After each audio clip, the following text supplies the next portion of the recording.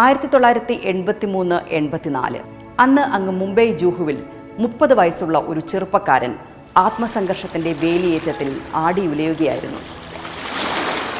കല്യാണം കഴിഞ്ഞ് കഷ്ടിച്ച് കുറച്ച് നാളുകളെ ആയിട്ടുള്ളൂ. സഹോദരൻ നടത്തിയിരുന്ന ഹോട്ടലിൽ സഹായിയായിരുന്നു 8-10 വർഷമായി. കല്യാണം കഴിഞ്ഞ സ്ഥിതിക്ക് സ്വന്തമായി എന്തെങ്കിലും നോക്കാനായി ഇറങ്ങിത്തിരിച്ചതാണ്. മുന്നിൽ ജൂഹു ബീച്ച്. കരകാണാത്ത കടൽ സാധ്യതയുടേതോ അതോ വെല്ലുവിളിയുടേതോ?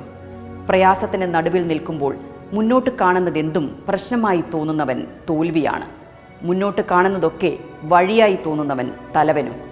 ആ 30കാരൻ രണ്ടാമത് പറഞ്ഞയാളായിരുന്നു. ജൂഹുവിൻ്റെ ആ തീരം സാധ്യതകളുടെ മണൽപ്പരപ്പായി അയാൾക്ക് തോന്നി. അയാളുടെ പേരായിരുന്നു രഘുനന്ദൻ ശ്രീനിവാസ് കാമത്ത്. 3 വട്ടം 10 തോറ്റപ്പോൾ ജീവിക്കാൻ ബോംബെക്ക് വണ്ടി കയറിയ ഒരു മംഗലാപുരത്തുകാരൻ.